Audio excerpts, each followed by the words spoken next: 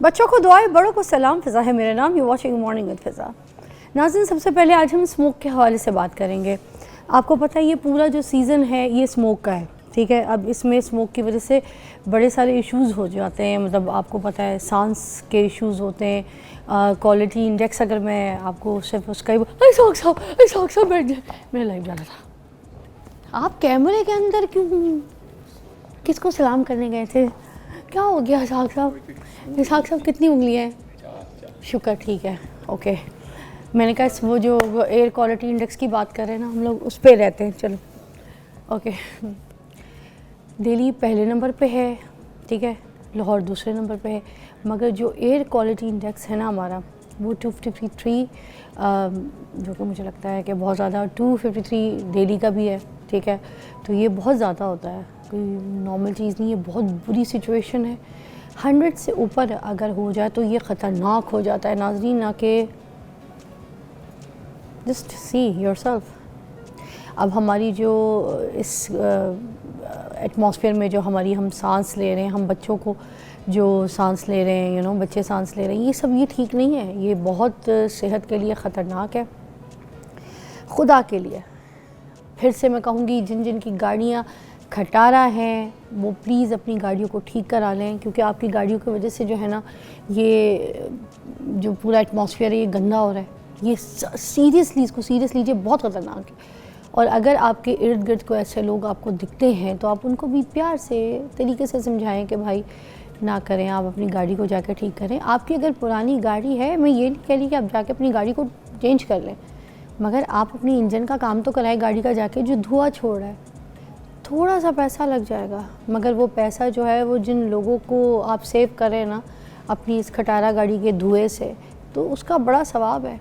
हो सकता है उस फिर खटारा गाड़ी की जगह अल्लाह ताला आपको बड़ी गाड़ियाँ दे दे।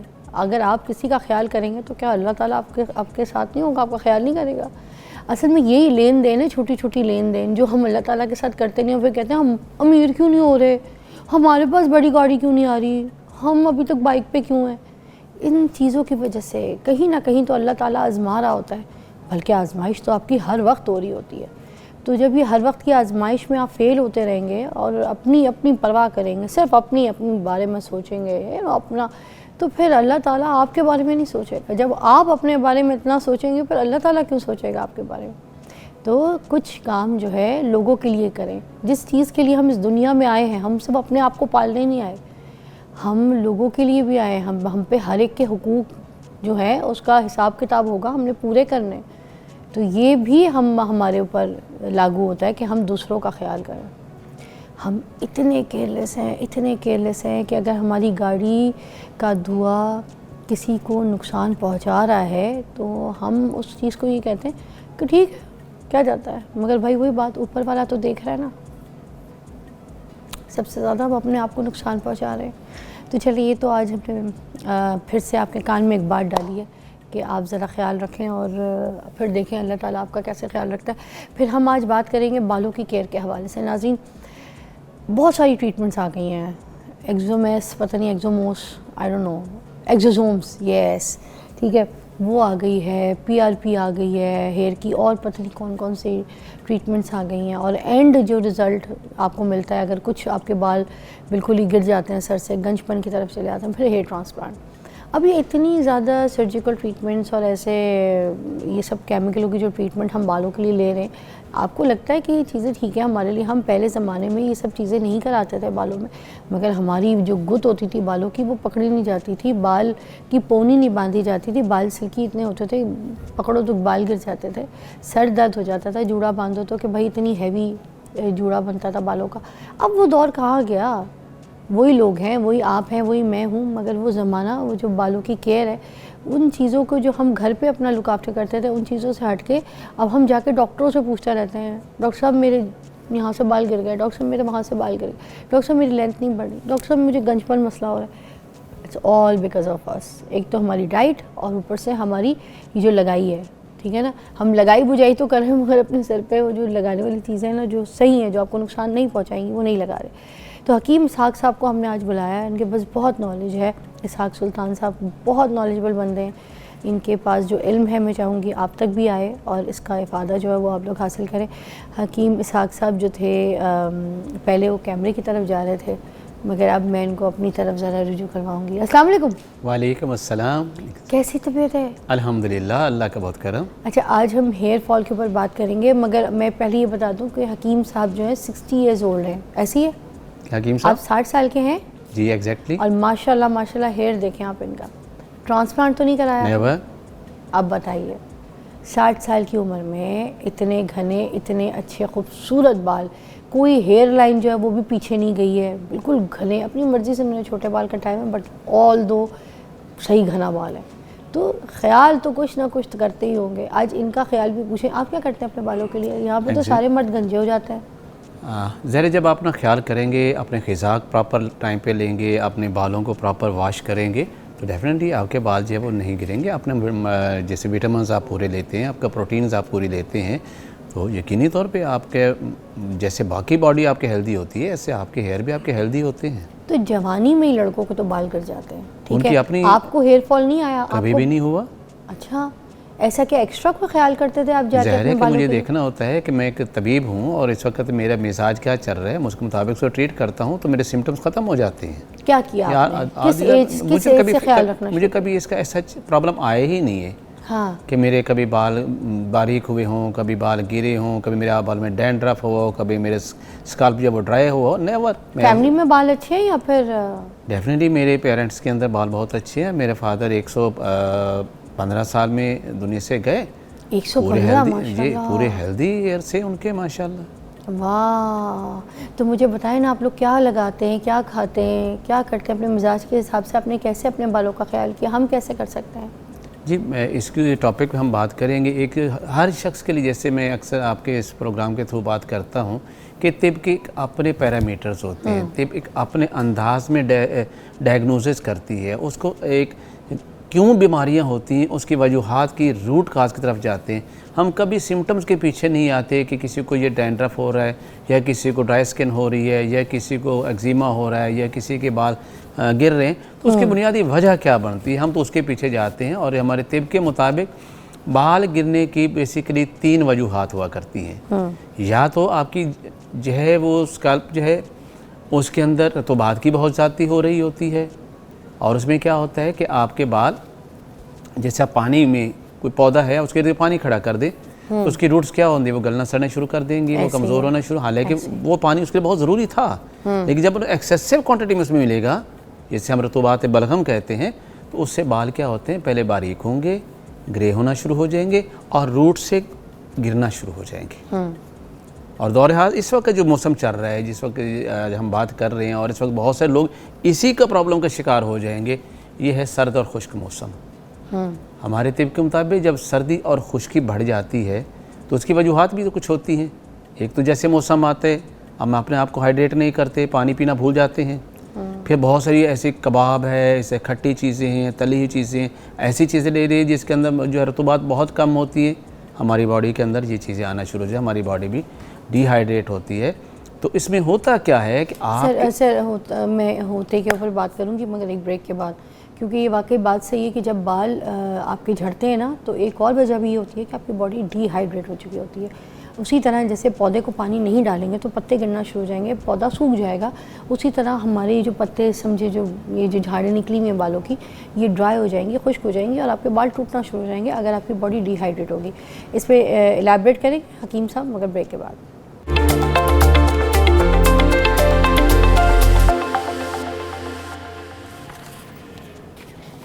हम जी हेयर फॉल के ऊपर बात कर रहे हैं। हकीम इसहाक़ सुल्तान साहब हमारे साथ मौजूद है। नाज़रीन, आपकी कॉल्स भी शामिल करेंगे अगर आपको हेयर फॉल के हवाले से कुछ पूछना है। ये जो खुश्क खोपड़ी होती है, इसके हवाले से ज़रा बताइएगा, इसकी आम वजूहात क्या होती है कि खोपड़ी खुश्क क्यों हो जाती है? जैसे मैंने अभी बताया है कि इसकी एक बड़ी वजह तो इस मौसम की वजह से, मौसम सर्द और खुश्क हो गया एक वजह। दूसरी, आपके अपने जिस्म के अंदर बहुत ज़्यादा ड्राइनेस पैदा होना शुरू हो जाती है। यानी आपने ग़िज़ाएँ ऐसी खाई जिसके मॉइस्चर था ही नहीं, जैसे बहुत ज़्यादा फास्ट फूड्स आपने इस्तेमाल किए, पकौड़े समोसे इस्तेमाल कर लिए, हलीम वगैरह का ज़्यादा इस्तेमाल कर लिया, ऐसी चीज़ बहुत चटपटी थी, खट्टे फलों का इस्तेमाल बहुत ज़्यादा कर लिया, तो आपकी बॉडी डिहाइड्रेट हो गई। आपने पानी कम से कम इस्तेमाल किया तो इसकी बहुत बड़ी वजूहत होती हैं जिसकी वजह से। और सेकेंडली ये भी है कि आपने बहुत ज़्यादा केमिकल्स इस्तेमाल करने शुरू कर दिए, यानी शैम्पूज़ वगैरह है या कंडीशनर वगैरह है जो नेचुरल नहीं होते, आप इस्तेमाल करना शुरू कर दिए। और आप बालों को सेकेंडली बार बार वॉश कर रहे होते हैं, तो बालों का अपना जो बेसिकली जो ऑयल आपकी स्कल्प प्रोड्यूस कर रहा होता है वो भी वॉश हो जाता है और आपकी खोपड़ी बिल्कुल ड्राई हो जाती है। अच्छा, क्या हमारी खुराक और पानी पीने की जो आदत हैं वो हमारी स्कैल्प के ऊपर असर डालती है? बिल्कुल। जैसे हमारी बीमारियां होती क्या हैं, 3 तरह की वजूहत होती हैं। एक तो ये है कि एटमॉस्फेयर जैसे हम जिसमें रह रहे हैं उसके असरात, जैसे अब सर्दी खुश्की का मौसम आ गया। दूसरी ग़िज़ाओं का, अगर आप ऐसी ग़िज़ाएँ कम लेते हैं जिनके अंदर जो है वाटर कंटेंट्स कम है तो भी ये आपके बालों को ड्राई कर देंगे, आपके स्कल्प को ड्राई कर देंगे। और थर्ड ये होता है कि आप नफसियाती तौर पर उस वक्त किस कंडीशन में जा रहे होते हैं। यानी 3 वजूहत। लेकिन जो आप बता रहे हैं ग़िज़ा, इसका बहुत अमल दखल होता है हमारी स्किन को जो है और बालों को हेल्दी रखने के अंदर। अगर हम प्रॉपर तब न्यूट्रिएंट्स ले रहे होते हैं, हेल्दी डाइट ले रहे होते हैं, बैलेंस डाइट लेते हैं, तो यकीन जो हमारी पूरी बॉडी जब हेल्दी होती है हमारे बाल भी वहाँ पर हेल्दी होते हैं। अच्छा, रोज़ाना बाल धोना हमारी जो खोपड़ी है उसको खुश कर देता है, हमारी स्कैल्प के लिए फ़ायदेमंद है या बुरा है? अगर तो आपकी स्किन जो है वो ऑयली है और एक्स्ट्रा ऑयली है जिसकी वजह से बाय पोल्यूशन वगैरह ज़्यादा, डस्ट ज़्यादा उसमें आ रही है, तो आप एक दिन छोड़ के एक दिन इसको वॉश करें। बट अगर आपकी स्किन ड्राई है तो फिर आपको 3 से 4 दिन के बाद इसको करना चाहिए। और ऐसे उसके लिए साबुन इसमें जो मॉइस्चराइज़र्स हों, ऐसे आप कंडीशनर शैम्पू इस्तेमाल करें जो आपकी स्कल्प को मॉइस्चराइज़ कर सके, तो ये आपके लिए ठीक है। अच्छा, और मुझे ये भी बताइएगा कि ये जो शैम्पूज़ है जब हम लोग ख़रीद रहे होते हैं, कंडीशनर्स ख़रीद रहे होते हैं, तो उस वक्त हमें कौन सी ऐसी चीज़ें हैं जिसका ख़ास ख्याल रखना चाहिए कि उसके अंदर होनी चाहिए, उसके अंदर नहीं होनी चाहिए?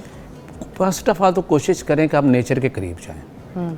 आप बिल्कुल ऐसे शैम्पू यूज़ करें जिसके अंदर ये हर्ब्स इस्तेमाल की गई हों, केमिकल्स कम से कम इस्तेमाल किए हर्बल गए। शैम्पूज़ की तरफ भी आ सकते हैं? जी, हर्बल शैम्पूज़ की तरफ आ बिल्कुल सकते हर्बल हैं? शैम्पू की तरफ आएंगे तो हर्बल में ऐसे कोई केमिकल्स नहीं होते, वो नेचुरली बहुत हेल्दी होते हैं। लेकिन वो भी आपने जो लेने, आपने स्कल्प की कंडीशन को देखते हुए लेने, क्या आपका जो है वो स्कल्प ड्राई है या ऑयली है। अच्छा, उसके मुताबिक आपको कंडीशनर हमने और बाल को नहीं देखना, हमने हमारे स्कैल्प को देखना है। एग्जैक्ट स्कैल्प को देखेंगे कि वहीं से तो नूरिशमेंट होनी है, वहाँ से बालों की।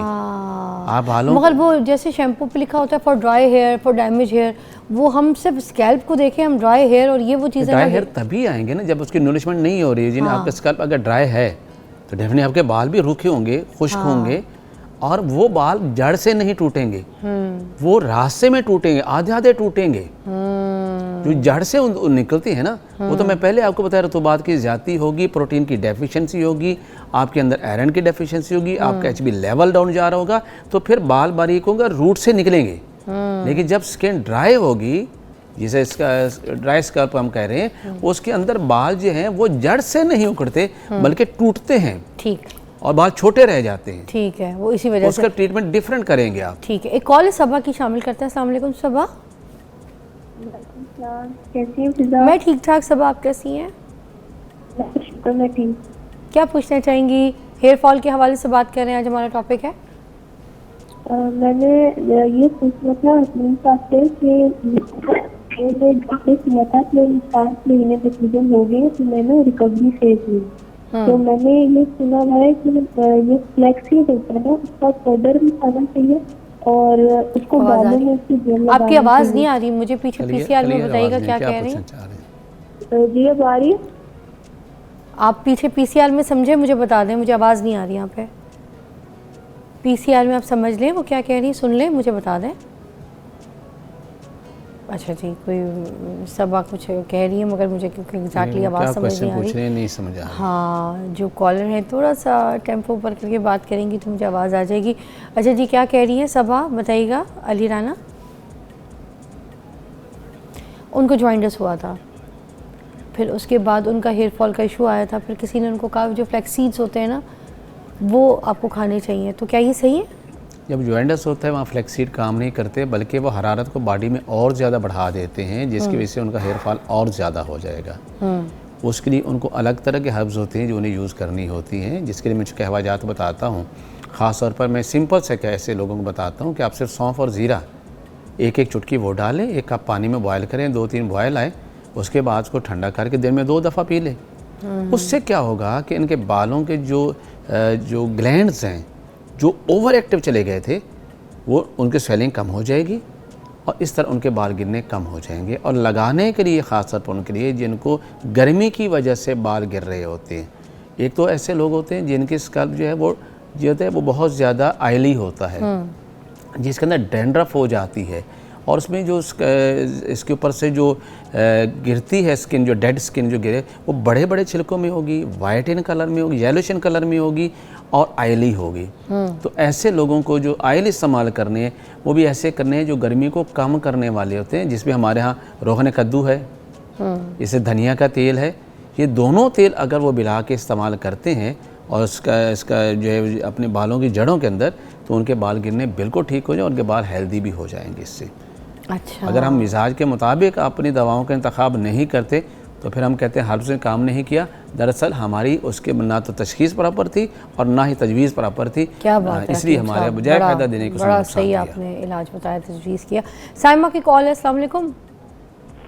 वालेकुम अस्सलाम, कैसी हैं किताब? जज़ाकल्लाह, शुक्रिया, ठीक ठाक, आप बताइए। अब मैंने ना पूछना है, मेरी बेटी है 13 साल की और उसके बाल जो है काफी सफेद हो गए हैं ना, इतनी उसके जल्दी? लिए पूछना चाहती हूँ कि मैं क्या करूँ।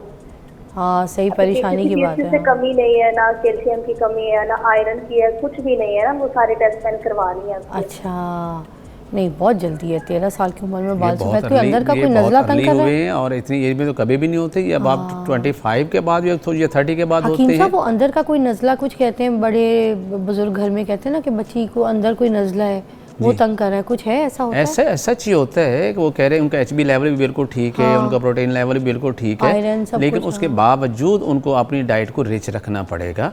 और इसके लिए हमारे यहाँ जिन बच्चों के बहुत अर्ली एज के अंदर बाल सफ़ेद हो जाते हैं, बेसिकली हमारे जो ब्लड के अंदर एक मादा पैदा हो रहा था जो हमारे बालों को जो कलर देता होता है वो प्रोड्यूस होना कम हो जाता है। अब उसके लिए हमारे पास जो बेहतरीन हर्ब्स हैं और सारे लोग उसको जानते हैं, बड़ा आम सा है वो, जिसे हम त्रिफला कहते हैं, यानी हरड़, बहेड़ा और आंवला। ये तीन, जिसे हम तिब के ज़बान फल कहते हैं, हरड़, बहेड़ा और आंवला, ये लेके इनकी छिलके अलग कर लें, इनकी गुठलियाँ जो है फेंक देनी है, ये पाउडर करके रख लें। 1 चमची रात को 1 कप पानी में भिगो दें, सोख कर दें, सुबह पानी निथार के पी लें।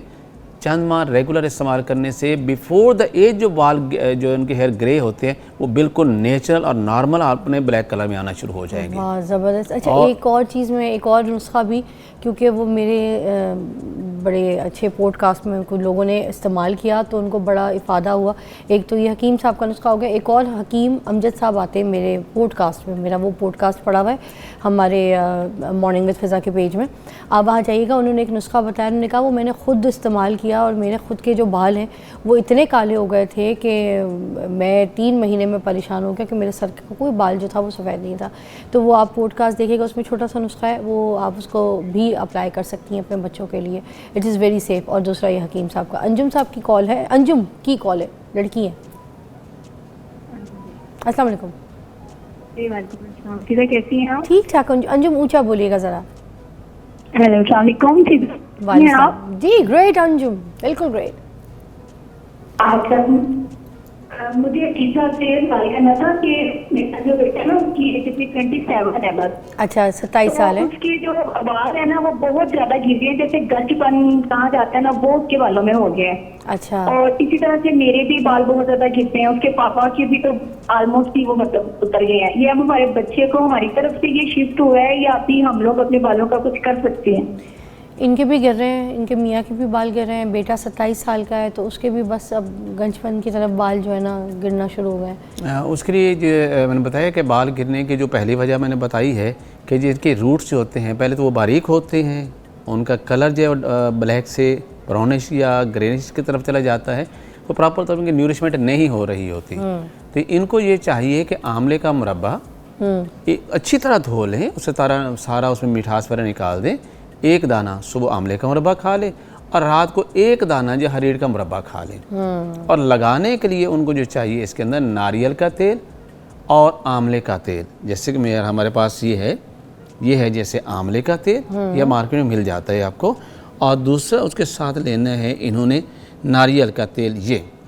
ये 2 तेल बराबर वजन मिक्स करके हफ्ते में 2 दफ़ा लगाएं बालों की जड़ों के ऊपर, और तकरीबन 2 घंटे बाद इसको किसी अच्छी शैम्पू से वॉश कर लें, तो इनके बाल गिरना बिल्कुल ठीक हो जाएंगे। खाना भी ज़रूरी है और लगाना भी ज़रूरी है। तो इस तरह बालों को जो है एक तो इंटरनल तौर पे जो है इसको न्यूरिशमेंट होगी, और एक्सटर्नल तौर पे ये ऑयल जो इसके अंदर अल्लाह ताला ने जो इंग्रेडिएंट्स रखे हुए हैं जो इसके अंदर जो न्यूरिशमेंट देने के लिए, वो उनको मकामी तौर पे मिल जाएगी और उनके बाल गिरने मुकम्मल तौर पे क्या खत्म बात हो है जी। जाएंगे। अच्छा, आंवले का तो वाकई इस्तेमाल शुरू करें, इसका तो आप मैजिक रिजल्ट देखेंगी तो परेशान हो जाएंगे। अपनी पूरी फैमिली को खिलाएं। मैं तो कहती हूँ जो गंजे हो चुके हैं ना, वो अगर आंवला खाएंगे ना, उनके उधर गंजपने में भी बाल निकल आएंगे। Take a break.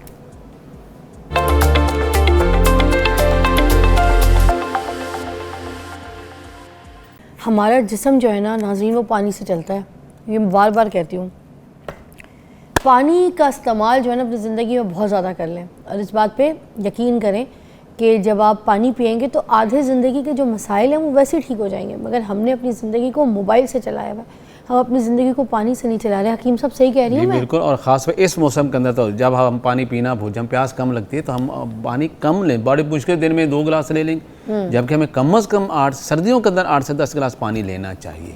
उससे फिर हमारे ये जो अभी जो ज़्यादा कंप्लेन आती है हमारे पे, ये हमारे सर की जल्द है वो ड्राई हो रही है, हमारे बाल जो हैं वो खुश्क होते जा रहे हैं, हमारे बालों के अंदर स्कल के अंदर जो है वो बहुत ज़्यादा खारिश होना शुरू हुई है, बारीक बारीक दाने निकल रहे हैं और हमारे बाल टूट रहे हैं। तो उसकी बुनियादी वजह तो यही है, हम डिहाइड्रेट रहते हैं, हमारी बॉडी को हाइड्रेट करते नहीं है। अगर आप सिर्फ बॉडी को जो है पूरी बॉडी को हाइड्रेट कर लें, और प्लस जो मैं आपको इसमें फार्मूलेशन दूंगा ख़ास इस मौसम के लिए, जो अक्सर लोग मुझसे आके शिकायत है, जैसे ही सर्दियाँ आती हैं जी मेरे स्किन जो है वो बाल जो है वो ड्राई हो जाते हैं, उसमें खुश्की है, वो सिकरी है, वो गिरना शुरू हो जाते हैं, उसमें खारिश होना शुरू हो जाती है, उसमें बारीक बारीक दाने निकल आते हैं जो खुश्क से होते हैं, जिसमें कोई पास वगैरह नहीं होती। तो ये अक्सर शिकायत करते हैं ये लोग हमसे। अच्छा, एक बाल है, ठीक है, ये अब बाल है, इसको क्या किया है कि इसका रंग ब्लीच से उड़ा दिया जी। ब्लीच से उड़ाने के बाद इसके ऊपर फिर दूसरे रंगों का चढ़ाव किया गया। अब इस बाल में क्या जान रहनी है? वैसे कहा जाता है कि जो बाल सर से उग जाता है उसमें जानवन कोई नहीं होती, जो अंदर रूट होते हैं स्कैल्प, वही स्कैल्प के अंदर के जो बाल होते हैं वही जानदार होते हैं। इसमें क्या सच्चाई है? नहीं, क्यों नहीं, ये बाल अब वही तो बाल आगे बढ़ते जा रहे हैं ना आपके। तो ये बिल्कुल जान वाले बाल होते हैं। नहीं, इसमें आप नर्व से नहीं होती, हम ये नहीं कह सकते कि आप इसको काटते रहते हैं इसको कोई पेन नहीं होती, बट इसकी न्यूरिशमेंट तो वहीं से हो रही है ना। हाँ, इसकी ग़िज़ा तो वहीं से मिल रही है। हाँ। आप इसको ड्राई कर देंगे, इसको ख़राब खुद कर लें केमिकल लगा लगा के, तो इसका क्या हाल होगा? तो क्या बाल को जो रूट के अंदर वाला बाल है हमारा, जो स्कैल्प के अंदर है, उसको ठीक करना है बेसिक हमने, होता ही यही है, या हमने इसी को ठीक करना है? इन उसको बालों ठीक को करेंगे तो ये ऑटोमेटिकली ठीक हो जाएंगे। अच्छा, एक मिनट में मिसेस सजाद की भी कॉल शामिल कर लूँ, फिर इसको एलैबोरेट करेंगे। जी मिसेस सजाद, अस्सलाम वालेकुम। ठीक ठाक मिसेस सजाद, क्या पूछेंगी आज? हकीम इसहाक साहब हैं, बालों के ऊपर बात करें। इसलिए मैंने भी कॉल किया इसी सिलसिले में। बेटा मेरे ना पूरी फैमिली के सर में ना खुश्की है, बाल गिर रहे हैं, और हम लोग ना सिंध से बिलोंग करते हैं। अब हम लोग यहाँ शिफ्ट हो गए हैं मुल्तान में। अच्छा। तो यहाँ का पानी जो है ना वो सही नहीं है। अच्छा। तो इस लिहाज से ना मेरी एक ये प्रॉब्लम है, खुश्की है बालों में, गिर रहे हैं, बढ़ नहीं रहे हैं, रुक गए हैं जिसके के बाद। और हकीम साहब से एक और बात पूछनी थी कि मुझे ना मेरा बेटा है, उसकी उम्र 15 साल है, ठीक है, उसकी नज़र जो है ना वो ठीक होती जा रही है। मैंने बहुत से डॉक्टरों के पास गई तो उन्होंने कहा कि ये टेढ़ापन है, उसकी आँख में देखा या काना नहीं है। तो उनकी आँख में ये बताया गया कि उन्होंने कहा कि इनकी आँख में नूर कम हो रहा है, उसकी वजह समझ आ रही है उनकी आँख में क्या हो रहा है? टेढ़ापन, नूर कम हो रहा है। नूर कम हो रहा है। अच्छा, तो उस लिहाज से मुझे ना उस सिलसिले में पूछना था हकीम साहब से। और दूसरा मसला है कि हम मेरे शौहर है, उनको ना एसिडिटी की प्रॉब्लम बहुत है, मैदे की मतलब कब्ज हो जाना, मैदा हर वक्त उनका गैस ही बनाता है, ठीक है। तो उस लिहाज से ना बहुत प्रॉब्लम है हमारी पूरी फैमिली की, मतलब मेरे शौहर, मेरे और मेरे 2 बेटे, उनके साथ यही मसला है। ठीक है, बहुत ज़्यादा शदीद हो रही है। आप परेशान ना हो मिसेस सजाद, अल्लाह ताला बेहतरी फरमाएगा, शिफा आपको होगा। नुस्खा बताते हैं ब्रेक के बाद, स्टे ट्यून।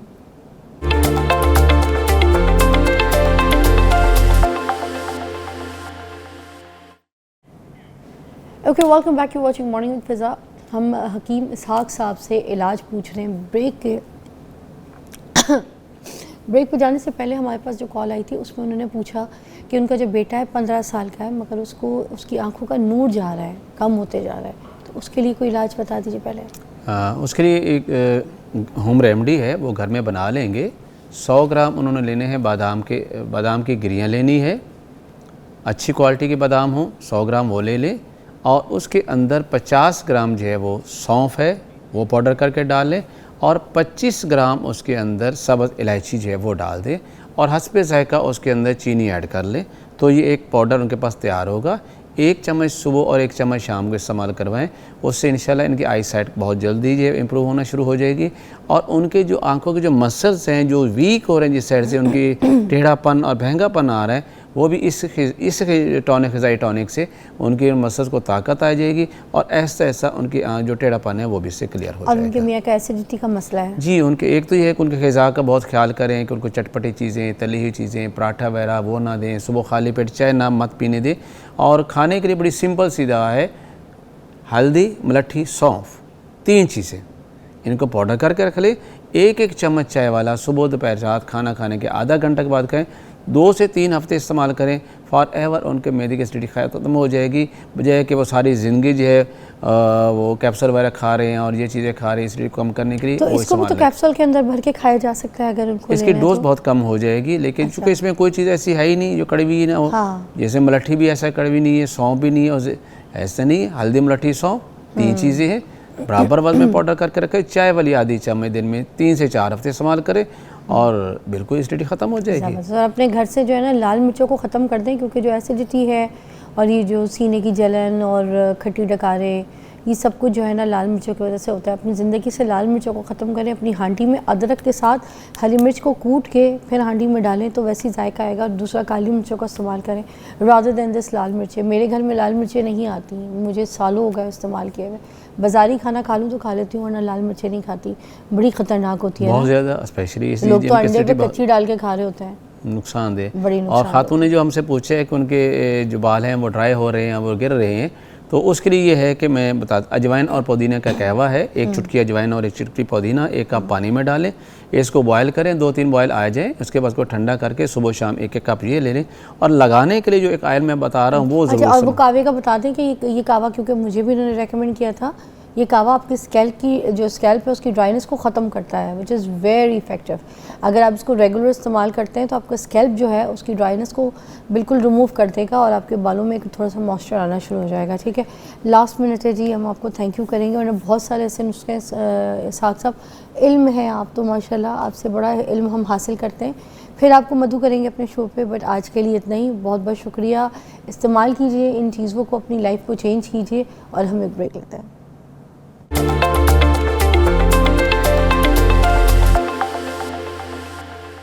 नाज़रीन, जैसे कि मैंने आपको कल ही बता दिया था कि आज का हमारा एक बहुत ज़बरदस्त सेगमेंट है जिसको आप मिस ना कीजिएगा, जो कि हम करेंगे बेली फ़ैट के हवाले से। आपको पता है बेली फ़ैट अगर आपका ख़ास तौर पे ख़वातीन का अगर हो जाए, मोस्टली लोगों को प्रेगनेंसी के बाद भी हो जाता है, फिर अगर कोई बहुत ही जंक फूड खाता है तो हो जाता है। स्कूल कॉलेज की जो लड़कियाँ हैं पढ़ाई में बहुत ज़्यादा फोकस्ड हों तो वो अपने आप को छोड़ देती हैं, अपनी बॉडी फिगर का ख्याल नहीं रखती हैं, तो उनकी ये जो बेली फ़ैट है वो बुरी तरीके से आ जाता है। तो आज हम बताएंगे, ये शो सिर्फ पाकिस्तान के लिए नहीं, पाकिस्तान से बाहर जितनी भी ख़वातीन हैं सब के लिए है, कि आज हम नुस्खे बताएंगे, ऐसी टिप्स बताएंगे, ऐसे इलाज ट्रीटमेंट्स बताएंगे जिसके थ्रू आप जो है ना ये अपना बेली फ़ैट ख़त्म कर सकें। और मेरे पास नन अदर देन सहर चावला है, जिनको आप फॉलो भी करते हैं और जिनकी जैसी डाइट प्लान्स या कोई ऐसी ट्रिक्स और आपको कोई ऐसी रेसिपी या कोई रेमेडी पता चलती है तो वो फ़ौरन आप उसको अपने ऊपर इस्तेमाल करना शुरू कर देते हैं। तो आज आपके साथ हैं सहर चावला। आप कॉल्स भी कर सकती हैं अगर आपके बेली फ़ैट के कोई बहुत सीवियर इश्यूज़ हैं और आप नहीं लूज़ कर पा रही हैं, तो फिर सहर आपको गाइड करेंगे। अस्सलाम वालेकुम। वालेकुम अस्सलाम। क्या बात है सहर, what a lovely bag, wow, what a lovely outfit you wearing. Thank you. और क्या आपने ज़बरदस्त डाई कराया बालों का, एवरीथिंग कॉम्प्लीमेंट कर रहा है एक दूसरी चीज़ों के साथ। थैंक यू सो मच, मैं खुद स्टन हो जाती हूँ आपको देख के एवरी टाइम। वाह, देखें ये होता है प्यार मोहब्बत, और दिल से किसी के साथ मुखलिस हो तो उसके बाद फिर सिलसिले मोहब्बत के आगे बड़े बढ़ जाते हैं। सहर के साथ बन गया मेरा प्यार मोहब्बत हो गई है। सहर, आज बेली फैट के ऊपर बात करें। बिल्कुल।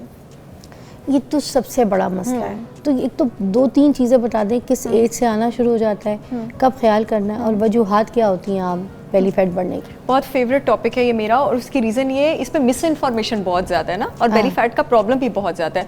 सबसे पहले तो मैं उन लोगों को कहूँगी जिन लोगों ने बायोकेमिस्ट्री और न्यूट्रिशन नहीं पढ़ी है, प्लीज़ ये मिस इन्फॉर्मेशन निकालना छोड़ दें कि कोई सर्टन टाइप का आप कावा पियेंगे और चाहे जो भी रीज़न है आपका बेली फैट ख़त्म हो जाएगा, या आप लोगों को खाली एक फ्लैम वर्कआउट बता दें, ठीक है, वर्कआउट हेल्प करता है, किस तरह करता है वो भी मैं आके बताऊंगी, इससे बेली फैट ठीक हो जाएगा। नहीं, अगर वो बेली फैट आपका हार्मोन की वजह से है, आप छत के साथ 24 घंटे लटके रहें और 24 घंटे आप टमी क्रंचेस करते रहें, आपका बेली फैट नहीं जाएगा, आप उल्टे लटक जाएं, आपका बेली फैट ठीक नहीं होगा जब तक आपका हार्मोन ठीक नहीं होगा।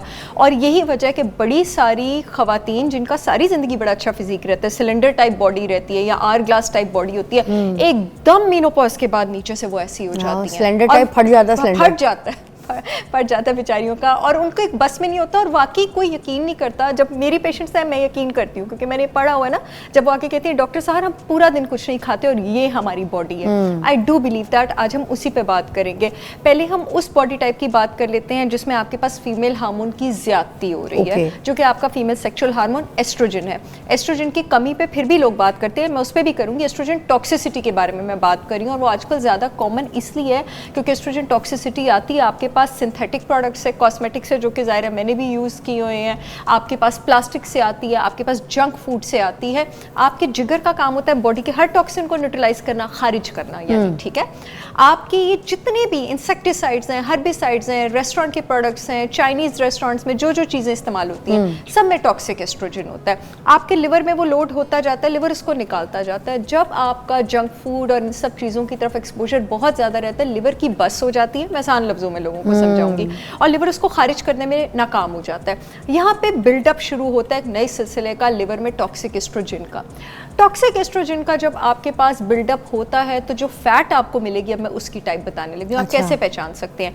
जिन खवातीन को पीरियड्स की ब्लीडिंग बहुत ज़्यादा होती है और उनका जो नीचे वाली बॉडी है वो बहुत ज़्यादा फैल गई है, हिप्स और थाइज बहुत ज़्यादा फैल गई हैं। पियर शेप्ड बॉडी होना सारी जिंदगी एक अलग चीज़ है। पियर शेप्ड बॉडी आपके पास होती है कि आपका नीचे वाला, जनरली बचपन से एक टेंडेंसी होती है कुछ लोगों की कि उनके हिप्स और थाइज मोटे होते हैं, अपर बॉडी उनकी पतली होती है। अगर आपकी पियर शेप बॉडी भी रही है ना, लेकिन सडनली एकदम ऊपर से आप स्मॉल साइज और नीचे से आप लार्ज या एक्स्ट्रा लार्ज हो गए हैं, ऐसा होता है, और ऊपर वाला पेट नहीं निकला हुआ, सिर्फ ये नीचे वाला पेट निकला हुआ है, लेकिन ये बैलून की तरह नहीं निकला होगा, ये ऐसे नीचे की तरफ को गिरा होगा, ठीक है, फॉल कर रहा होगा, नीचे की तरफ को गिरा होगा, सिर्फ ये वाला हिस्सा गिरा होगा। तो ये आपकी एस्ट्रोजन टॉक्सिसिटी है, इसको यहीं पे पकड़ें, वरना आफ्टर 52, नॉर्मली आफ्टर 52 आपकी ओवरीज रिटायर हो जाती हैं और एस्ट्रोजन बनाना टोटली छोड़ देती हैं। चाहे आपको मेनोपॉज हो भी जाए ना, ओवरी थोड़ा थोड़ा बना रही होती है, 52 की एज में बिल्कुल छोड़ देती है, फिर उस वक्त नहीं ये कंट्रोल होनी, जो ये वाली बॉडी हो जाएगी वो बहुत बुरी। अब इसको आपने कंट्रोल कैसे करना है? एस्ट्रोजन टॉक्सिसिटी में आप टोटली वेजिटेरियन हो जाते हैं, क्योंकि टॉक्सिक एस्ट्रोजन को आपके पास जो केमिकल जिस्म से निकाल सकता है वो है DIM. DIM is diindolyl methane. Diindolyl methane हरी सब्जियों में होता है, खासकर क्रूसीफेरस वेजिटेबल में। बड़ा महंगा, जो लोग अफोर्ड कर सकते हैं, एक सिंथेटिक सप्लीमेंट मिलता है डिम का, उसकी 400 मिलीग्राम डोज आप डेली एम्प्टी स्टमक भी ले सकते हैं। 400 मिलीग्राम डिम से आप समझें कि आपने एक पूरा जो बड़ा डब्बा है ना, वो हरी सब्जी का खा लिया सिर्फ एक टैबलेट में। अगर आप ले सकते हैं तो एक्सपेंसिव सप्लीमेंट होता है, ज़्यादातर लोग कराते भी इंपोर्ट ही हैं, जो लोग मंगवाएं। जो लोग नहीं कर सकते, परेशान होने की ज़रूरत नहीं है। ऑर्गेनिक ग्रीन पाउडर्स पाकिस्तान में बहुत अच्छी ब्रांड्स के मिलते हैं, आप ग्रीन पाउडर्स ले सकते हैं, आप हरी सब्जियां खा सकते हैं, और अपने लिवर ग्रीन पाउडर्स में माचा वगैरह भी शामिल है? डेफिनेटली आ जाता है। ग्रीन पाउडर्स में मैं लोगों को बता दूं, स्वांजना पाउडर आ जाता है, करेला पाउडर आ जाता है, आंवला पाउडर आ जाता है, पालक बहुत अच्छी है इसके लिए। क्रूसीफेरस वेजिटेबल्स में कैबेज आ जाता है, पालक आ जाता है, केल आ जाता है, ब्रोकली आ जाता है। और अगर आपको ये वाला मोटापा है ना, तो लिवर का डिटॉक्स करना बहुत ज़रूरी है, क्योंकि लिवर का एक सिस्टम होता है, हमने पिछली एपिसोड में भी बात की थी, CYP450, वो डाउन गया होता है, वो ऊपर आते जब लिवर डिटॉक्स होता है। एक बड़ी ज़बरदस्त चाइनीज़ हर्ब है मिल्क थिसल, जिसका आप सिंथेटिक सप्लीमेंट भी बहुत कॉमन है, और पाकिस्तान की बहुत रिप्यूटेबल ऑर्गेनिक ब्रांड्स भी उसको बना रही हैं। एक तो मिल्क थिसल आपको इस्तेमाल करना है। लिवर किन किन चीज़ों से डिटॉक्स होता है मैं नाम बता देती हूँ। त्रिफला, त्रिफला आयुर्वेदा की हर्ब है। त्रिफला 3 आयुर्वेदिक हर्ब से, 3 चीजों का, 3 से बनती है। आंवला, हरड़, बेहड़। आंवला आप त्रिफला की सूरत में भी लेंगे, आंवला आप अलग से भी लेंगे। क्यों? लोग समझते हैं kinnow is the richest source of vitamin C on this planet, amla is the richest source of vitamin C on this planet. Vitamin C liver को डिटॉक्स करने के लिए, ओवरऑल बॉडी के एंटीऑक्सीडेंट फंक्शंस के लिए भी बहुत अच्छा होता है। फेनल, आंवला जो सूखा वाला होता है आंवला उसको भी पाउडर पानी में अगर डाल के सुबह उसका पानी पी ले तो भी होती है डिटॉक्स? आंवला पाउडर लें आप फिजा, Okay. या किसी ने भी जिसने लेना है, और वो नीम गर्म पानी में उसको करना शुरू कर दे। जितनी भी खवातीन, मैं अच्छा। रोज सुबह ये करती हूँ। उसकी रीजन ये है कि मेकअप से, सिंथेटिक प्रोडक्ट से मजबूरी है, काम ऐसा है, एक्सपोजर ज्यादा है। तो जितने भी लोग, मैं तो कहती हूँ 35 जिन औरतों ने क्रॉस किया, स्टार्ट करें। Don't wait for bad things to happen, ठीक है। अच्छा, फेनल, सौंफ आपके पास आ गई, चुकंदर, बीट रूट, ये आपके पास लिवर को डिटॉक्स करता है। ग्रीन टी एक्सट्रैक्ट्स, ये आपके पास लिवर को डिटॉक्स करती हैं। दारचीनी, दारचीनी एक हमारी पाकिस्तानी भी, एक श्रीलंकन, जो सेलोन श्रीलंकन दारचीनी होती है ना, वाली, वो बड़ी, उसका बड़ा अच्छा लेवल होता है आपके पास लिवर को डिटॉक्स करने में, वो आप यूज़ कर सकते हैं। Coffee powder, black coffee powder, वो आप लिवर को डिटॉक्स करने में यूज़ कर सकते हैं। इंटरमिटेंट फास्टिंग करें। एक मिनट, कॉफ़ी पाउडर जो है वो वही कॉफ़ी है ना? ब्लैक कॉफ़ी पाउडर, आप black coffee Just like a coffee, right? बिल्कुल, एब्सोल्युटली, Okay. आप ब्लैक कॉफ़ी भी ले सकते हैं। आप अपने लिवर को डिटॉक्स करें, आप इंटरमिटेंट फास्टिंग करें, आप वेजिटेरियन हो जाएं। डिम मैंने बताया है। एक और मैं 2 आर्टिफिशियल सिंथेटिक सप्लीमेंट्स लोगों को बताना चाहूँगी। या तो ऑर्गेनिक नेटल रूट पाउडर कहीं से ले लें, या फिर नेटल रूट एक्सट्रैक्ट के सप्लीमेंट्स भी मिलते हैं। 200 से 400 मिलीग्राम की डोज, अगर आपको ब्लीडिंग ज़्यादा हो रही है पीरियड्स में। तो मेरी बहुत सारी क्लाइंट्स हैं माशाल्लाह जिनको फाइब्रॉइड से अब दुआएं देती हैं, शफा देने वाला अल्लाह ताला होता क्या है। बात है। डिम, कैल्शियम ग्लूकरेट और नेटल रूट, मैजिकल कॉम्बिनेशन है ये। कैल्शियम ग्लूकरेट आपने 500 मिलीग्राम की डोज, ये वाली यहीं से दोबारा इसको बता दीजिएगा।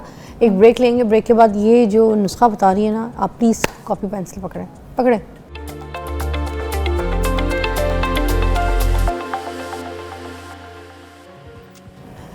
Welcome back. सेहर चावला हमारे साथ मौजूद है और हम लोग बेली फैट के ऊपर बात कर रहे हैं और बड़ी सारी जो है आपको यहाँ पे ट्रीटमेंट्स, इलाज और आपको तरीके जो है मिलेंगे। तो ब्रेक से पहले मैंने कहा था पेन जो है पकड़ लें, पेपर पकड़ लें। ये इलाज सुने आप, किस चीज़ के लिए बता रही थी आप? ये मैं एस्ट्रोजन टॉक्सिसिटी के लिए बता रही थी। अब मैं बता दूं कि उसकी वजह से हो क्या क्या सकते हैं। काइंड ऑफ बेली फैट तो मैंने बता दिया। Okay. जिन लोगों को ब्रेस्ट की सिस्ट है उन्होंने भी ये सप्लीमेंट्स लेने हैं। जिन लोगों को फाइब्रॉइड्स है उन्होंने भी लेने हैं। जिनकी यूट्रस की लाइनिंग थिक है, जिनको ब्लीडिंग बहुत ज़्यादा हो रही है, डिस्मेनोरिया भी जिसको आप कहते हैं, जिन लोगों को एंडोमेट्रियोसिस है। एस्ट्रोजन टॉक्सिसिटी से अल्टीमेटली खुदा ना खास्ता फिर आगे जाके ब्रेस्ट कैंसर भी होता है, फाइब्रॉइड्स और यूट्राइन कैंसर भी होता है, ठीक है।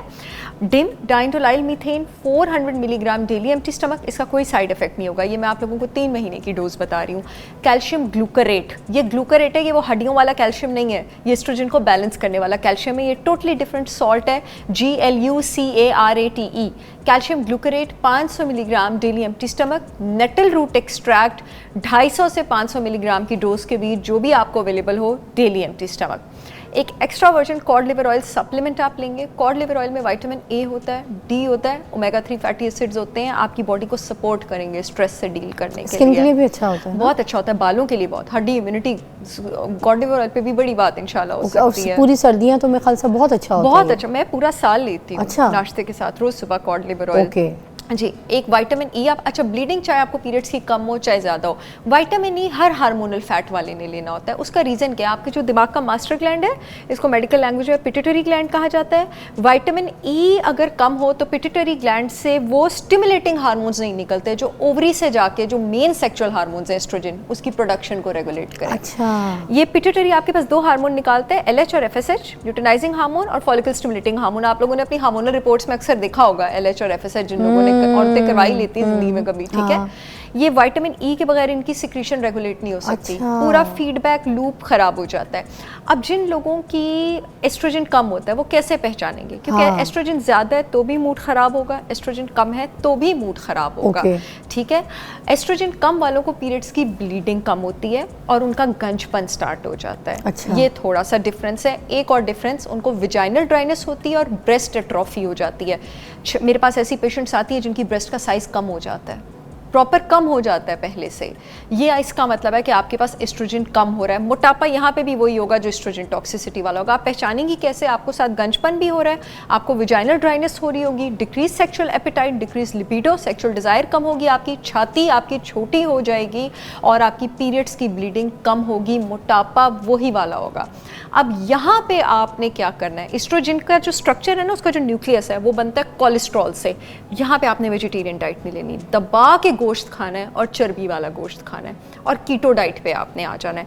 अंडे की जर्दियाँ खानी है, नट्स खाने हैं, नारियल का तेल, देसी घी, गोश्त की चर्बी, चिकन, बेशक वो जो फ़ैट होता है, दुम्बे वाला फ़ैट, उसमें पका पका के आप खाने खाएं, लेकिन आपने दोनों सिचुएशंस में ना मीठा लेना है, ना तला हुआ लेना है, ना आपने गंदम लेना है, ना आपने दूध लेना है। ये आपने दोनों सिचुएशंस में नहीं लेना। डेयरी का भी इस्तेमाल नहीं? डेयरी का बिल्कुल इस्तेमाल नहीं करना। और जब आपको एस्ट्रोजन टॉक्सिसिटी होती है ना, उसकी पहचान ये भी आपको डेयरी की क्रेविंग होती है, डेयरी की हो, आइसक्रीम की और इन चीज़ों की जिन लोगों को क्रेविंग होती है ना, और आपका यहाँ से मोटा आप टॉक्सिसिटी की तरफ जा रही हैं। ये मैं आप लोगों को बड़े बड़े साइंटिफिक हैक्स बता रही हूँ, जिस पे बहुत लंबी बात हो सकती है। अच्छा, इस तरह आप अपना पहचान लेंगी और इस तरह आप अपनी डाइट, इंटरमिटेंट फास्टिंग दोनों में मैंडेटरी है। अच्छा, लिवर डिटॉक्स आपने दोनों में करना है। जो जड़ी बूटी आपने कम एस्ट्रोजन में लेनी है वो आपने शतावरी लेनी है, और अभी जिसकी हम ब्रेक में भी बात कर रहे थे, ये मीनोपॉजल औरतों में होता है ज़्यादातर। मीनोपॉज होता है ना, एस्ट्रोजन ख़त्म हो जाता है, वो जिस्म के लिए एक बहुत बड़ा धक्का होता है। फिर जिन औरतों ने अपने स्ट्रेस लेवल्स का और एड्रीनल ग्लैंड का ख्याल नहीं रखा होता ना, उनका जिस्म इसको बर्दाश्त नहीं कर सकता। उन औरतों का मीनोपॉज बहुत सख्त होता है, और मेरे पाकिस्तान में बेचारी सारियों का ही सख्त होता है, क्योंकि किसी को भी अपना ख्याल नहीं रखना आता। तो वो आप गुड फैट लें, आप शतावरी जड़ी बूटी लें, आप अश्वगंधा लें, इसके साथ गुलाब की पत्तियों की चाय लें। आप गुलाब की पत्ती जो है ना, वो आपके पास दिमाग में एक न्यूरोट्रांसमीटर होता है टायरोसिन, न्यूरोट्रांसमीटर नहीं सॉरी अमाइनो एसिड होता है टायरोसिन। टायरोसिन हमारे दिमाग का जो मूड रेगुलेटिंग न्यूरोट्रांसमीटर है, सेरोटोनिन उसको बनाता है। ये आपने ये सोचा कभी स्पाज में ये गुलाब की पत्तियां ये एवी डेकोरेशन के लिए नहीं होती हैं, ये एक्चुअली इसका इफेक्ट है, ये टायरोसिन बनाती है। कैमोमाइल बहुत ज़्यादा अच्छी हर्ब है इसके लिए। हिबिस्कस 5000 सर्दियों में भी इस्तेमाल बहुत अच्छी, आप थ्रू आउट इस्तेमाल करें कैमोमाइल। अच्छा, मेरे ख्याल से उसमें थोड़ा सा दालचीनी डाल देंगे और उसमें बिल्कुल आप थ्रू आउट तो इस्तेमाल करें। अच्छा। मिंट बहुत ज़्यादा अच्छा है, अगर आपका पुदीना अगर आपके एस्ट्रोजन लेवल्स कम है, बहुत ज़्यादा अच्छा है। तो ये थोड़ी सी आप हर्ब्स इस्तेमाल करेंगे। इस केस में आप जो सप्लीमेंट्स लेंगे वो आप इनोसिटॉल लेंगे 1000 milligram daily empty stomach. Evening primrose oil लेंगे, एम्प्टी स्टमक ले लें, इवनिंग में प्रिमरोज क्या करेगा? प्रिमरोज ऑयल आपके पास अगेन पिट्यूटरी ग्लैंड से LH और FSH की सिक्रीशन अच्छी करता है। इनफैक्ट जितनी भी औरतें 40 से ऊपर हैं और अब उनकी मेंस्ट्रुएशन कम हो गई है, आप विटामिन E, इनोसिटॉल, प्रिमरोज शुरू करें। बी कॉम्प्लेक्स सप्लीमेंट आप लेंगे ताकि वो आपकी बॉडी को एनर्जाइज करे, आपके जो है वो फूड का मेटाबॉलिज्म उसको अच्छा करे। जितने भी बी विटामिन्स होते हैं वो खाने के मेटाबॉलिज्म में बड़ा सहारा बनते हैं। कॉड लिवर ऑयल सप्लीमेंट आप इस केस में भी लेंगे, और इंटरमिटेंट फास्टिंग जो है आप स्टार्ट करेंगे। एक बड़ा अच्छा सिंथेटिक सप्लीमेंट आता है एड्रीनल एंड कॉर्टिसोल सपोर्ट के नाम से। अच्छा, जितनी भी औरतें मीनोपॉज की तरफ जा रही हैं, आप ये सिंथेटिक सप्लीमेंट ले सकती हैं किसी भी कंपनी का। मैं यहाँ कोई ब्रांड एंडोर्समेंट नहीं करी, मैं सिर्फ केमिकल्स बता रही हूँ, आप कहीं से भी लें।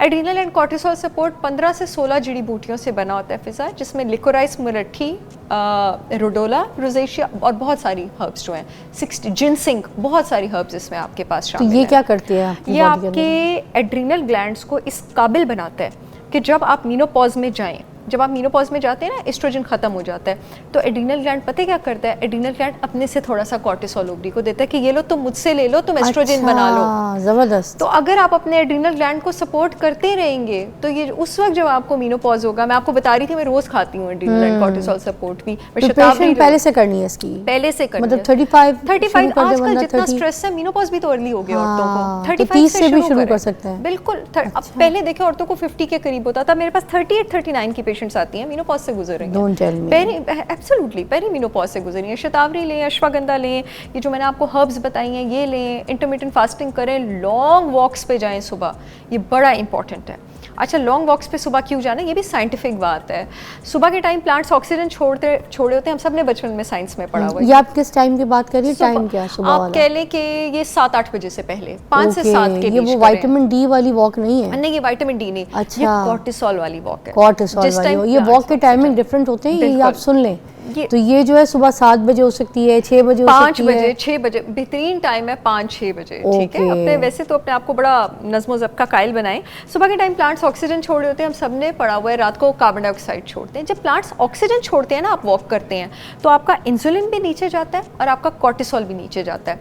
औरतों में इंसुलिन अगर ऊपर जाएगा ना, इसलिए मैं कार्बोहाइड्रेट और जंक फूड से मना कर रही हूँ, क्योंकि कॉन्टिन्यूस इंसुलिन स्पाइक मिलेगा। इंसुलिन डायरेक्टली प्रोपोर्शनल है टेस्टोस्टेरॉन के। डायरेक्टली प्रोपोर्शनल का मतलब ये है कि अगर इंसुलिन बढ़ेगा तो टेस्टोस्टेरॉन भी बढ़ेगा। जितनी भी खवातीन में एस्ट्रोजन कम होता है, मोस्टली उनमें टेस्टोस्टेरॉन ज़्यादा होता है। टेस्टोस्टेरॉन को मैनेज आप सिर्फ जड़ी बूटियों से और डाइट से नहीं करेंगी, आप अपने लाइफस्टाइल से भी करेंगी। ठीक है, इसी वॉक को हम ज़रा दोबारा इलैबोरेट करेंगे, हमें एक ब्रेक चाहिए, उसके बाद आपको ज्वाइन करते हैं।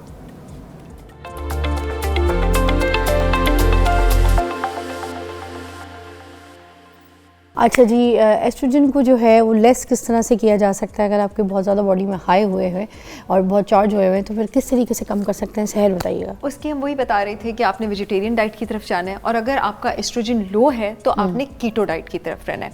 एक और तरह का भी मोटापा होता है ख़वातीन में जो कि आपके पास आता है बहुत ज़्यादा एस्ट्रोजन की वजह से, अब उस पर भी आ जाते हैं। अच्छा। वो बहुत ज़्यादा एस्ट्रोजन की वजह से तो एक तरह का मोटापा है ना। जब एस्ट्रोजन बहुत ज़्यादा होना तो वो थायराइड ग्लैंड को सप्रेस कर देता है। यही वजह है कि बहुत सारी ख़वातीन प्रेगनेंसी में हाइपोथायराइडिज्म की पेशेंट बन जाती हैं। इसकी क्या पहचान है, पता कैसे चलेगा? ये मैं आपको बताती हूँ। जो थायराइड का मोटापा होता है वो ओवरऑल बॉडी पे होता है, ठीक है, और वो आपके साथ आता है नेल वीकनेस के साथ, आईब्रोज के लॉस के साथ, कॉन्स्टिपेशन के साथ। टॉक्सिक एस्ट्रोजन जब जिस्म में बहुत ज़्यादा हो वो थायराइड फंक्शन को सप्रेस करता है। इसी वजह से प्रेगनेंसी में जब औरतों को एस्ट्रोजन बहुत ज़्यादा होता है अक्सर उनको हाशिमोटोस थायराइडाइटिस हो जाता है।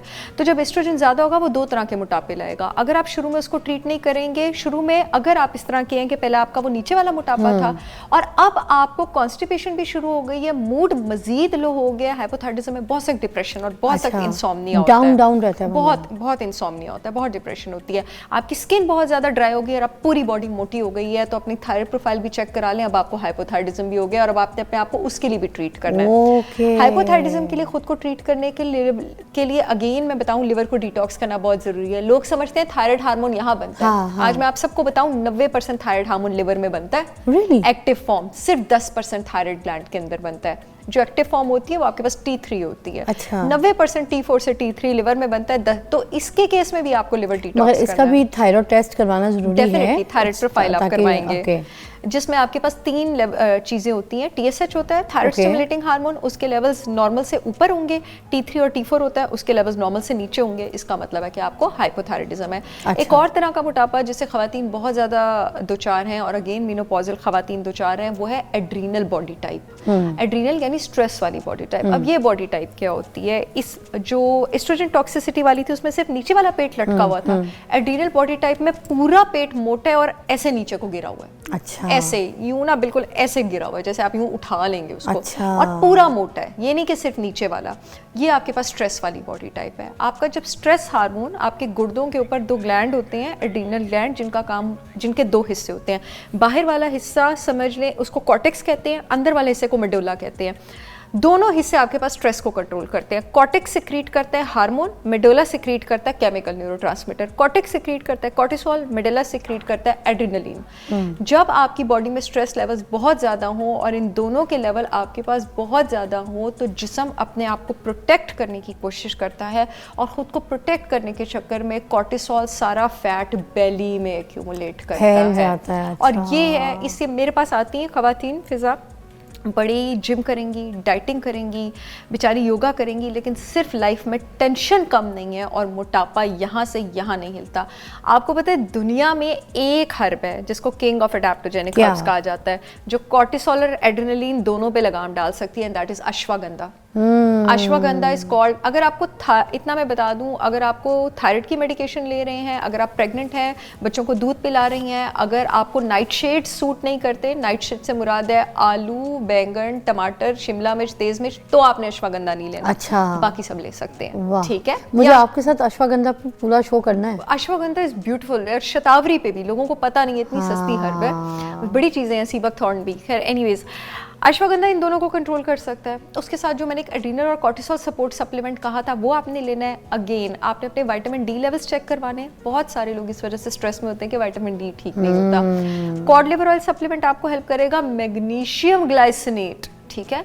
अगर आपका स्ट्रेस जो है, मैग्नीशियम पे इंशाल्लाह भी हम कर रहे थे बात, पूरा शो नेक्स्ट जो हमारे पास सहल ने आना है, तो थर्सडे के रोज हम लोग मैग्नीशियम के ऊपर पूरा शो करेंगे। Don't miss out, seriously. Magnesium आप लेंगे, ग्लाइसिनेट 500 मिलीग्राम, कुछ केसेस में पेशेंट्स को 1000 मिलीग्राम डेली भी देती हूँ। अच्छा। जिनके स्ट्रेस लेवल्स बहुत ज़्यादा होते हैं। मुलट्ठी, लिकोराइस बड़ी ज़बरदस्त आपके पास सूदिंग हर्ब है। कैमोमाइल आपके पास बहुत ज़बरदस्त सूदिंग हर्ब है।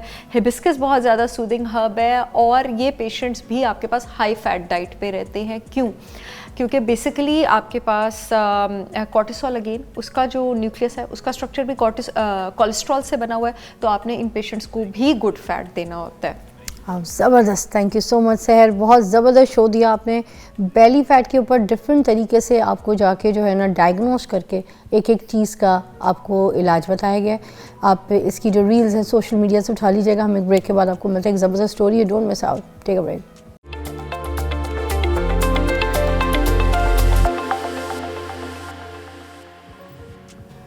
वेलकम बैक नाज़रीन। एक स्टोरी है हमारे पास, एक इंस्पिरेशनल स्टोरी जो कि आप अभी मिलेंगे। मोहम्मद सलीम साहब हैं, उनके बारे में हम आपको बताएंगे। 16 बरस के थे जब वो जेल में पहुंच गए। एक क्राइम उनसे सरजद हो गया, कत्ल हो गया। फिर जब वो कत्ल हो जाने के बाद वो जेल गए तो उन्होंने अपने आप को ज़ाया नहीं होने दिया, उन्होंने अपने आप को बेहतर इंसान बनाया। जेल में जाके 52 से ज़्यादा सॉफ्टवेयर्स जो हैं वो उन्होंने सीखे, पेंटिंग सीखी, ख़ताती सीखी, जिम्नास्टिक सीखी, ठीक है, कराटे भी सीखे। और उसके बाद अपने अच्छे बिहेवियर की वजह से जल्दी रिहा हो गए जेल से। और रिहा होने के बाद आज आज़ाद हैं, आप लोगों के साथ, आप लोगों के बीच में रह रहे हैं और लोगों को सिखा रहे हैं, आप लोगों के बीच में रह रहे हैं और आप लोगों को दुरुस्त कर रहे हैं। आज हम उनकी ज़बानी उनकी कहानी सुनेंगे, उनसे थोड़ी सी डिटेल में। तो मिलिए आप सलीम साहब से। अस्सलाम वालेकुम। वालेकुम सलाम। कैसी तबीयत है? अल्हम्दुलिल्लाह सिस्टर। 16 बरस की उम्र में इतना बड़ा एक हादसा आपकी ज़िंदगी में, और उसके बाद जब आप जेल पहुँचे, ठीक है, तो क्या सोचा क्या करना है? क्योंकि जब इस तरह की सिचुएशन हो जाए, किसी की जान आपके हाथ से चले जाए और उसके बाद अब बंदा तो बड़े ट्रॉमे में चले जाता है। अगरचे तो कोई गलती सरजद हो जाए, कुछ हो जाए, तो बंदा अपने आप को तो पहले उस फेज़ में वापस ही नहीं ला सकता। फिर ये सारा एम, ये सब सीखना, ये प्रोसेस कैसे आया आपकी ज़िंदगी में? सबसे पहले तो सिस्टर आपका शुक्रगुजार हूँ कि दूसरा आपने बुलाया, इज़्ज़त बख्शी। तो जब मैं अंदर गया, पहली बात तो ये है कि मैं कोई क्रिमिनल नहीं हूँ। मर्डर जो मेरे से हुआ था ना, वो भी इस तरह से कि उसने हमारा जीना हराम किया हुआ था। हाथों से CCD कंट्रोल करती, लोग उसके खिलाफ गवाही नहीं देते थे। 2 बंदे हमारे गांव के मार के वो जेल से निकल चुका था और गांव वाले सारे डरते थे। बहरहाल बंदे के अपना माइंड सेट होता है। मैं मैट्रिक के पेपर दिए और उसी वक्त अभी रिज़ल्ट नहीं आया था, तो जब मेरे से ये वक़ूआ हुआ, अब अंदर में कैद तो हो गया, लेकिन मेरी सोच को नहीं कोई कैद कर सका। वहाँ जापान के इंस्ट्रक्टर आए थे और उन्होंने 5 साल का एक प्रोग्राम पेश किया जिसमें वो 7 करोड़ रुपए बजट था। मैं 2002 की बात कर रहा हूँ, तो वो 7 करोड़ आज के अरबों रुपए के बराबर था। और उस वक्त DIG पंजाब आए थे, कोकब नदीम साहब गलबन थे, तो इन्होंने आके कहा था कि मेरी इतनी सैलरी नहीं है, सॉरी IG पंजाब थे, कि मेरी इतनी सैलरी नहीं बेटा जितनी आपके टीचर की सैलरी, ये बड़े महंगे टीचर हैं, ये ज़िंदगी में मौका नहीं मिलेगा। तो 52 सॉफ्टवेयर थे, मुझे शौक़ लग गया। गांव का था, कुछ आता जाता तो नहीं था, लेकिन शुरू हो गया। 8 पीरियड होते थे जिनमें ग्राफिक्स की एक लंबी पाइपलाइन, 3D की एक लंबी पाइपलाइन, तो मैंने ना स्टार्ट कर दिया। अब 2 घंटे एक वो मास्टर खलील था, सुप्रीम डॉन है इधर फैसलाबाद के, उन्होंने आके हमें विंग चुन और जिम्नास्टिक में महारत सिखानी, तो मैंने वो भी स्टार्ट किया।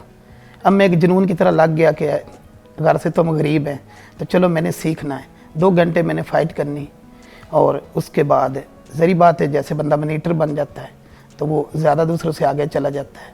उसके बाद बाकी टाइम मैंने सॉफ्टवेयर को देना। अब एक जो पीरियड है वो फोटोशॉप का है, तो दूसरा प्रीमियर का, तीसरा आफ्टर इफेक्ट का है, तो चौथा न्योक का है, 5वां ह्यूडनी का है, तो छठा जो है माया का है, 7वां जो मैक्स का है, तो 8वां मैक्रोमीडिया फ्लैश का उस वक्त के हिसाब से। तो मैंने वो सीखना शुरू किया। अब इतना टाइम नहीं बचता था कि इनको मैं याद करूं।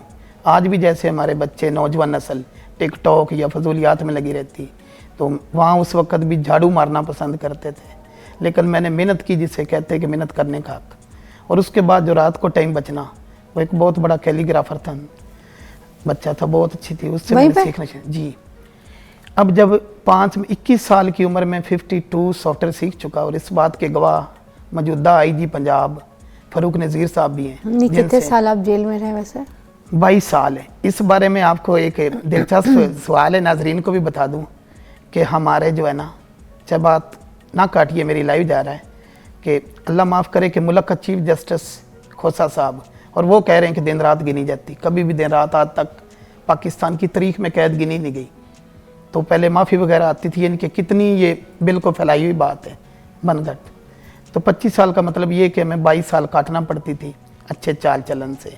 तो वहाँ फिर मैं जब 21 साल का हुआ तो ओवरेज हो जाता है, जो बच्चे बड़े हो जाए ना बच्चों की जेल में, वो छोटे बच्चों को डिस्टर्ब ना करें, तो वहाँ से निकाल देते बड़ी जेल में। जब मैं बड़ी जेल में गया तो सुपरिटेंडेंट साहब हैरान हो गए कि 52 इसके पास डिप्लोमे हैं, इसने आप नाजरीन को दिखा सकती कि किसी वज़ीर आज़म को भी इतना प्रोटोकॉल नहीं मिला। मैं सारी पिक्चरें साथ ही लाया हूँ कि मुझे जेल में अलहदा सेपरेट कमरा, कंप्यूटर, नेट की सहूलत, हर चीज़ तक एक्सेस मेरी, और मैंने ना मिसयूज़ किया ना गिव अप किया। मैं मेहनत करता गया। अब मेरे पास और तो कोई शुगल नहीं था, बस वहाँ मैं लग गया डेटाबेस सॉफ्टवेयर बनाने के चक्कर में। यहाँ एक बात और मैं कर दूँ कि हमारा जो मुल्क का एजुकेशन सिस्टम, इस पे बोल रहा हूँ, मेरे 200 से ज़्यादा चैनल पे मेरे इंटरव्यू चल रहे हैं और हो रहे हैं अभी भी, कि सिस्टर के हम बहुत पीछे, हमको 20-30 साल पीछे ICS के बच्चे। ये बात है तो आपकी दुरुस्त है, मगर मैं आप तक ही रहना चाहूँगी, अभी बात आप तक ही करूँगी कि आप जैसे और भी लोग थे वहाँ पे जेल में जिन्होंने इस मौके से फ़ायदा उठाया। जी बिल्कुल, जैसे आपने मेहनत की, बाकी उन्हें अपने बाकी ने अच्छी कारकर्दगी, अच्छे हुस्न सलूक से एक आध सॉफ्टवेयर सीखा और इसी बेस पे मैं बाहर आया हूँ। मुझे ये सेटरी दाखिला जो मेजर आजम सुलेमान से। अभी आपको बाहर आए हुए कितना टाइम हो गया है?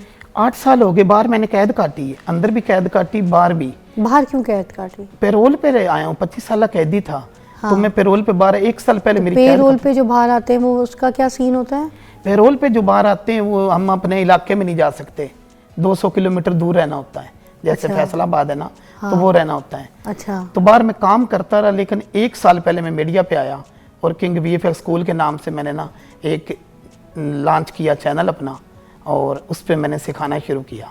उसमें अर्निंग भी बेपना हुई और दूर से पूरी दुनिया से कस्टमर आ रहे हैं। कितना महीना कमा लेते हैं आप उससे, चैनल से?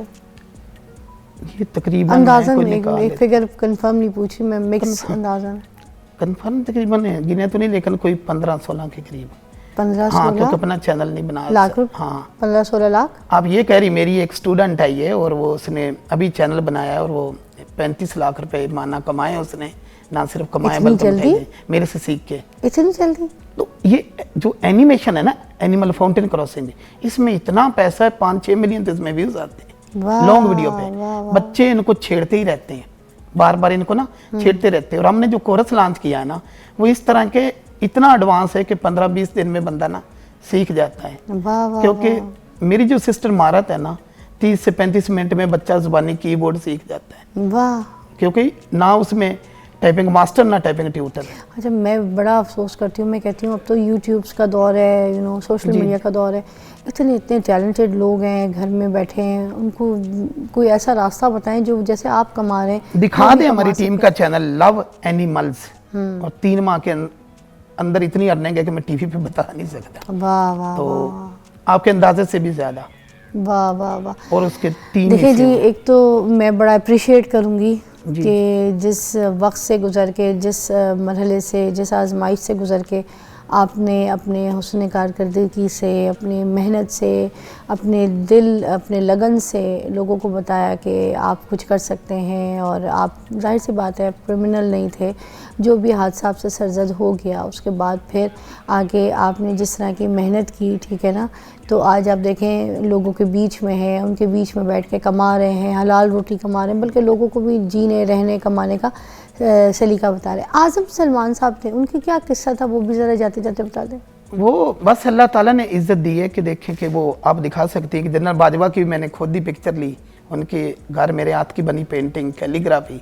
कोरोना के दिनों में जब हालात बहुत माड़े हो गए थे, तब मैं ना, वैसे मुझे शौक़ है कि मैं जो कमाता हूँ ना हकदारों तक पहुँचाता हूँ। यतीम बच्चे हैं SOS में, 2 दिन मेरे उनके लिए होते हैं, स्पेशल कोई काम नहीं मैं करता। 2 दिन उन यतीम बच्चों को, बच्चियों को ट्रेनिंग देता हूँ, रोज़गार सिखाता हूँ, ताकि वो ज़माने में धक्के ना खाएं। असल में आप ये चीज़ें देख कर आ गए ना, वहाँ से ऐसी जगहों से आ गए कि जहाँ पे अब इंसान की कदर बड़ी ज़्यादा हो गई। इन्होंने मुझे 2 दफ़ा इनाम दिया। ये पहले जब ये वहाँ इनाम दिया, जब मैंने डेटाबेस सॉफ्टवेयर बनाया तो IG साहब भी आए थे, ये आए थे, और ये कहते हैं कि मैं पूरी मेरी लाइफ में मैं 2 दफ़ा इम्प्रेस हुआ हूँ। एक बच्चा था बच्चों की जेल में, और उसने ये टैंक, तोपें, हेलीकॉप्टर और इनको ना कंप्यूटर से प्रोग्राम किया था, मैक्रो कंट्रोलर से, आर्डिनो से। और दूसरा ये है, मैंने कहा सर जी मौलवी हो गया हूँ मैं, वो ही हूँ। कुछ चीज़ें ऐसी होती हैं। बहुत शुक्रिया आपका, और मेरी बहुत दुआएं, हम सबकी बहुत सारी दुआएं आपके साथ। और आपके लिए भी कि आपका ड्रामा बहुत शौक से देखते हैं लुबना मीद, और वो ज़्यादा कैदी साजन। कहाँ देखते थे? जेल में? जेल में, देखते थे उसको? हाँ वो बहुत मशहूर होता था, 3-4 दिन चलता था।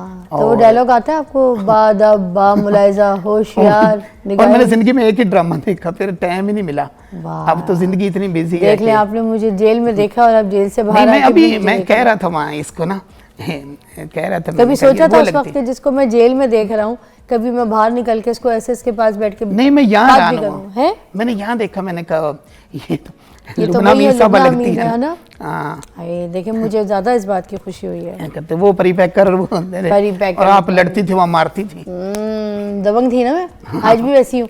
चलिए जी, अपना ख्याल रखिएगा, और इनकी कहानी को सुन के कुछ अपनी ज़िंदगी में सबक सीखिए, इसलिए मैंने आज मिलवाया इनसे। Thank you so much. हाँ, अल्लाह हाफ़िज़।